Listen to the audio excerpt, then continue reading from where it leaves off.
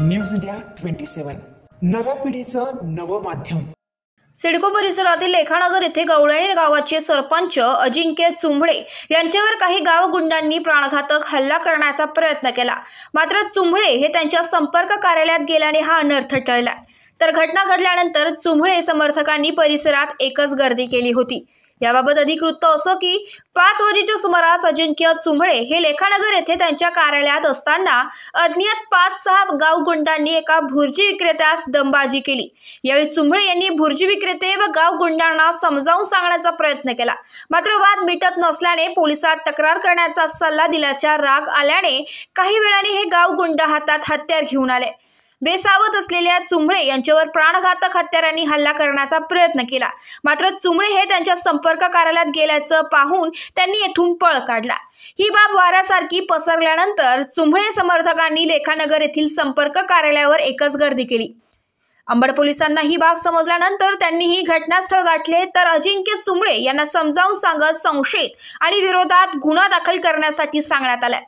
रात्री उशिरापर्यंत याबाबत अंबड पोलिसात गुन्हा दाखल करण्याचे काम सुरू होते। हल्ला करण्यासाठी आलेल्या गावगुंडांपैकी एकाने मी अल्पवयीन आहे, हत्यार माझ्याकडे द्या, मी हल्ला करतो, माझ्यावर काहीही कारवाई होणार नाही असे वक्तव्य केल्याचे काही प्रत्यक्षदर्शींनी सांगितले। तर गावगुंडांचे वाढते प्रकार लक्षात घेता वाढत्या गुन्हेगारींवर आळा घालण्यासाठी पोलीस प्रशासनाने त्वरित उपाययोजना करायला हवी अशी मागणी सिडको वासियांमधून जोर धरू लागली आहे। राजू आठवले, त्यांचा पुतण्या अजय आठवले हे सगळे सराईत रेकॉर्डवरले गुन्हेगार आहेत। त्यांनी मग आमच्या एका भाडेकरूला मारलं, त्याला मारलं तर त्याला केस करायला लावली म्हणून राजू आठवले आणि अजय आठवले आले केस का बरं करताय आमच्यावर। मी त्यांना म्हणलं की केस तर कायदेशीर करायला लागलं, वारंवार नाही सोडता येणार। ते घरी गेले आणि तिकडनं डायरेक्ट 7-8 जण आले तर डायरेक्ट चॉपरच घेऊन आले। त्या ठिकाणी तुम्ही कुठे उभे होते? मी तर माझ्या ऑफिसच्याच बाहेर उभं होतो। CCTVमध्ये सर्व आलेलं आहे आणि त्यात 14 जणांना चॉपर होते। एक राजू आठवले, त्याचा पुतण्या अजय आठवले, सनी आठवले आणि 2 नाबालिक पोर होते, त्यांच्याकडे पण चॉपर होते। आणि त्यांचं एकच होतं, नाबालिकांना पुढं करा, त्यांना वार करायला लावा, म्हणजे लगेच आजच्या सुटून जाते। म्हणजे तसंच म्हणायला लागलं। आता मी उभं होतो तर ते माझ्या दिशेने आले होते ना।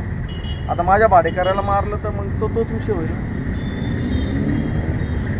News India 27 Marathi, Nashik.